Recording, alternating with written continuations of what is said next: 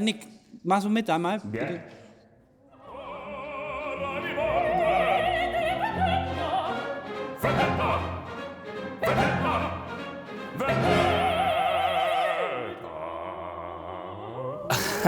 About 2 or 3 weeks into the process, I went home and I told my wife, I was like, Macbeth is really hard to act. And she was like, yeah, people have been trying to do it for 500 years.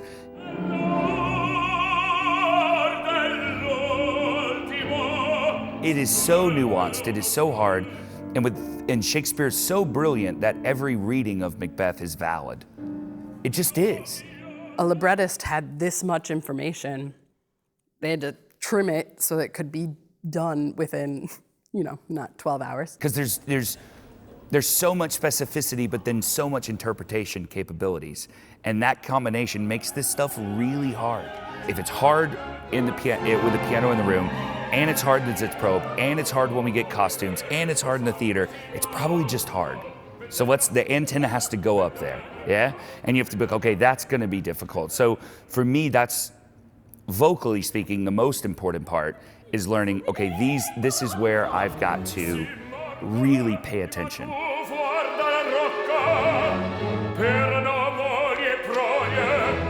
When I first started working on it, vocally, just me and the piano in a room, I kept going, I could have sworn I learned how to sing. I thought I knew what I was doing. Why can't I do this? After you push through that doubt part and you actually just start trusting that it's gonna be in your apparatus, it feels a lot easier. And now that we've married like the acting part of it with the singing part of it, it's much easier. I always find it way easier to be moving around on stage and doing something so that it motivates all of the technical singing than just standing there and not having, anything to ground you.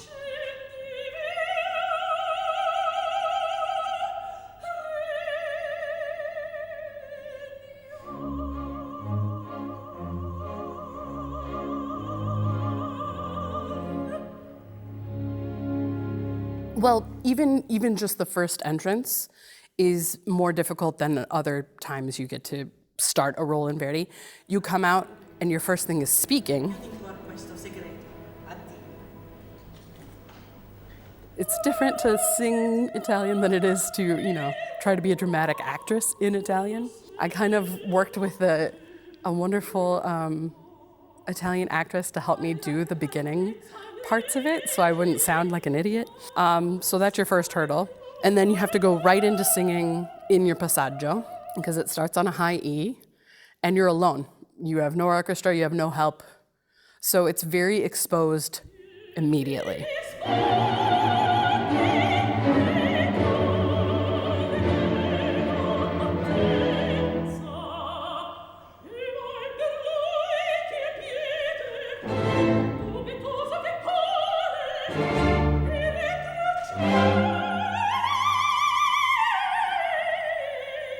Then the orchestra plays 2 phrases and you sing this big, long phrase that comes down an octave and you get your first chest voice in. And then the phrase after that has a huge coloratura cadenza that goes to a high C and down really low. So you basically have to do 4 types of soprano-y things that we learn technically in 2 pages. And that's how you start the night. So yeah, it's a little terrifying. Once the orchestra comes in after those 2 pages, it's fine. But those first 2 pages are just, scary. Yeah. I think the number one hands down challenge for me, and dare I say 99% of Macbeths, is that the aria, the big aria, pietà, rispetto, amore, is not representative of the role in any way. The rest of the role is bombastic, big, gutsy singing. In the chorus when he's seeing the spirits and he can't get away from him. I mean, this is huge singing. Orchestras crying out loud. You're singing F and G's and F and G's. Big singing, And then the aria is like this huge berg, at the end that you have to somehow get over. And after doing all that singing, you say what essentially is tomorrow, tomorrow, tomorrow, the monologue from Macbeth, the Shakespeare. And it's written so beautifully and so legato and so high, and but with this like euphoria in the face of death. Like, no one's coming, there'll be no flowers on my grave, no one's gonna do anything for me, nothing but pain and suffering for life. And it's the most glorious music you sing all night.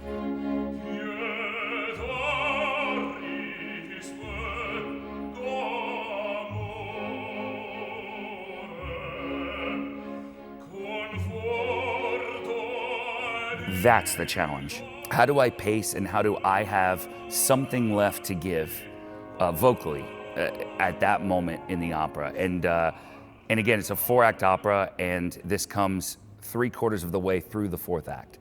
But when you get done with that aria, I don't even remember the 3 pages of music after, because you're just so like, we did it, woo! It was rough, but we made it, you know?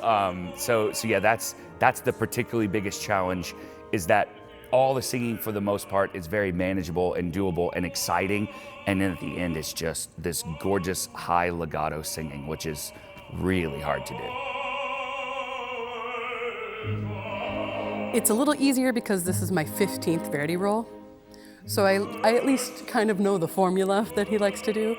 But I knew ahead of time that this role had such a beloved standard that people, you know, they truly either really, really love this role or hate this role.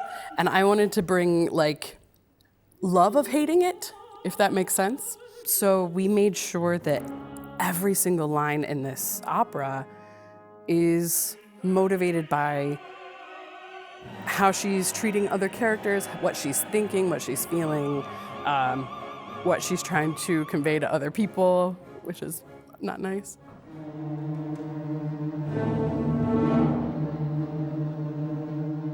There's a thing that happens after you, I think, after you sort of take someone's life for the first time, which he does 12 minutes into the opera. He kills. And I think from the character standpoint, from the way I color my voice, from the vocal standpoint, he is a changed man from then on. Now, he could have maybe taken a life in war, but that's war. That's war. It's casualties. They were firing at me, I fired back at them. This is the first time, hand-to-hand combat, he took someone's life in cold blood, in vain. And that to me is the biggest moment psychologically that changes the course. And it's also a huge plot point. It changes the course of the entire show. In addition to getting the blood on my hands by the Masca, what I really try to do there is put myself in an extremely, extremely dark place. And I think for me, that's what I think about a lot. That's not too much, but that's what I think about a lot. I try to get into that mentality. But it's also important to say, from that moment on, for the first time maybe in Macbeth's life ever, he understands what guilt is. He understands that little thing in the back of your head going, why'd you do that? Oh my God, now everyone's after you. Here comes the CIA, here comes, you know, that he knows what guilt is now. And that is huge.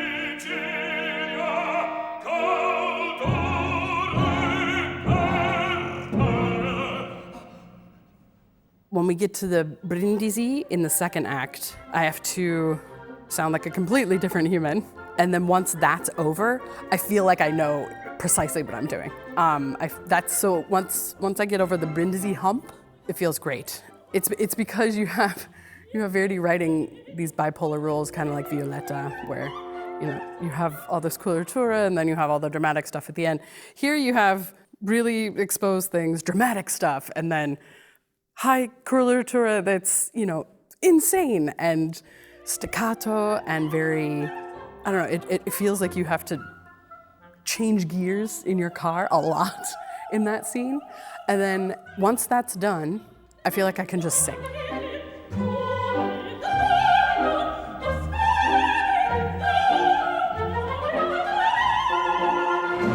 Everything that great art does just reflects back what we do as humans for forever. Everything that we do on stage, every political thing, every sexual thing, every every single moment, the frenemies, all of the stuff is exactly today. It's so funny because everybody always talks about, opera's dying. I was like, honey, it's been dying for hundreds of years. So I don't think about things that way. And if you can't, anyone who's like opera's dead or opera's not, you're crazy. This is 500 years ago through the eyes of Verdi, now interpreted by me with nothing in common, basically.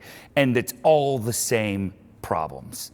So humanity is pretty special in that way, and it makes this piece so fresh and so quick and so modern and so unbelievably fun to do. So I hope everybody will come see it.